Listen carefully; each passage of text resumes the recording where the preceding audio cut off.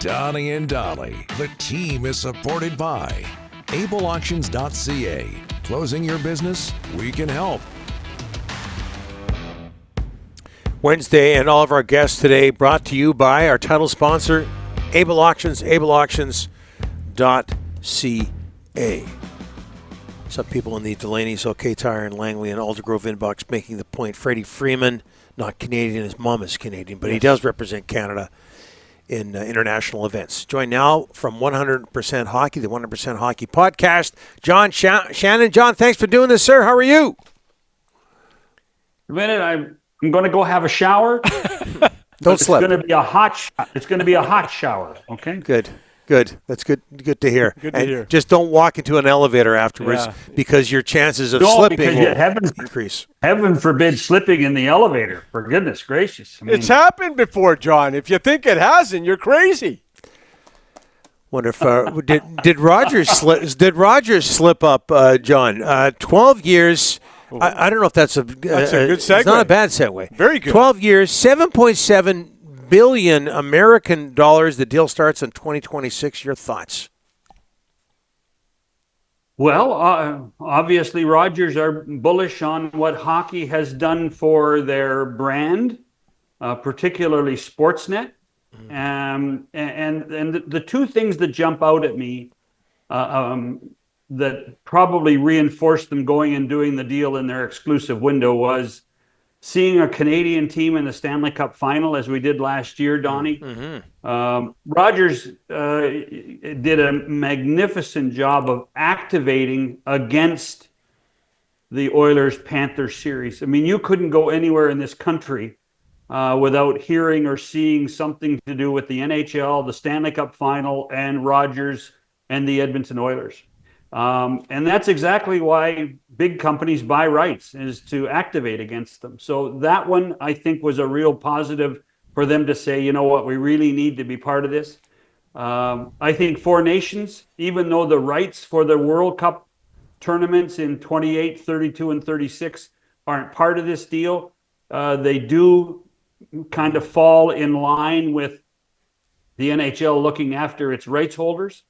So to me, that's a positive that Rogers says we can activate a lot over that. Because they can't activate near as much about the Olympics, but they certainly can activate against the World Cup. So there, plus, darn well the way the contract is written, I think, and the way the release was written, that they're not going to be alone in this. There are going to be other people involved. We know that there's going to be a French language network involved. We know that there's probably a streamer involved, probably Amazon again. So it to me, it all makes sense. Is it a lot of money? Yeah, it's a lot of money. But the way Rogers is treating sports and how important it is in every sport to what they want to do, it kind of makes some sense. John, would you agree, and I think I know your answer given what you just said there, but would you agree that after a pretty rough start, Rogers has done a solid job with Hockey Night in Canada? Oh, I have said all along that I think that what Rogers has done with hockey is create a level of consistency, and let's face it, as a guy who ran Hockey Night for almost a decade, I didn't run hockey Monday to Friday in order to manage the Saturday show. So what they've taken upon themselves, not only to run Saturdays, but to run Monday to Friday as well, or Monday to Friday plus Sunday, is a gargantuan task. And, there is a level of professionalism that they have that I think that has been maintained through the 12 years. Was it rough at the beginning? Sure, it was rough at the beginning. But, you don't take chances and then just think everything's going to be perfect. They took chances. They failed at some of them, and then they prospered at others. And so I think it's a win-win for everybody. I think the Rogers wins. I think the National Hockey League wins. I think the NHLPA wins. And eventually there's going to be more hockey on the air than ever before, and that means the hockey fan wins too. One more about the deal. Were you surprised TSN wasn't involved here? Because we had heard Sportsnet, TSN getting together maybe with another streaming service, and they were going to, this is a lot of money for a Canadian company, John. And now we hear TSN's president, Stuart Johnson, is going to be the new commissioner of the CFL. What's going on at TSN? And were you a little bit surprised they weren't in on this? Well, I don't even think they got a chance to bid, Rick, because Rogers has been in an exclusive window since January 1st. Right. I'm not sure when that window ended, but I know it was extended after Four Nations for negotiations to continue. So did it even get to the point where Bell had a chance to negotiate into the deal? And with that number, 11 billion Canadian dollars, 7.7 USD, I wouldn't be surprised the negotiation said, if you don't want to take this deal, we're going to take it off the table. So from that perspective, I think it was probably good, solid negotiating by Rogers to keep it away from Bell and not give Bell even a chance to bid on it. By the way, Stu Johnson's going to be a great commissioner for the CFL. Right. They had a target for who was supposed to be the right guy. Those of us that have known Stu for a long time know that he's a consensus builder. He understands branding and marketing, and he's a great voice. Randy did a hell of a job and got the league to a certain point. Stewart can get it to another level. Yeah, absolutely. Okay, I was going to ask you about Rick Tocchet. It's the million-dollar question out here. What's going to happen to him, John? And, he was asked about it yesterday, and he said, hey, let me, coach. He's got an agent. A lot of these coaches have agents now, John. And basically his agent can deal with the Canucks. But, boy, if this guy walks, John, it's not going to be a good look on this management crew that brought him in.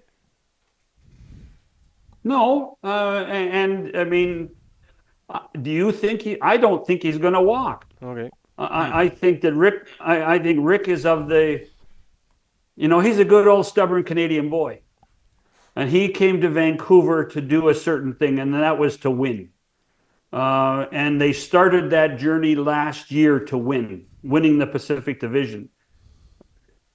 Never going to be perfect all the time. It's not ever going to be success after success.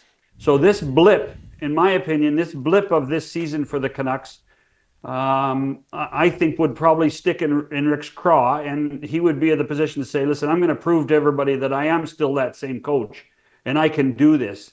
And what better place in our country than to win in Vancouver? It is just, you're a god for life if you win in Vancouver. And I do think that, and listen, based on what we've seen from this hockey club, on the 6-game trip, even just a bit before that, there's so much potential here. And now that Thatcher Demko's back and playing, that they have quality goaltending. So all of a sudden, I think there's a lot of arrows pointing up for this team, and I think part of that is Rick Tocchet returning as coach. You're a god in this city if you come close to winning the Stanley Cup, John. Much less winning the whole thing. It's really no different than Toronto. Yeah. When you think about it, and let's face it, the Canucks have had more success going to the Stanley Cup final in the last 25 years than the Leafs have. Yeah, going back to 67. Hey, John, one more if you don't mind. Is it one thing for an NHL team to be young, talented, exciting, and fast? Is it another thing when that team is the Montreal Canadiens? Man, they're fun to watch.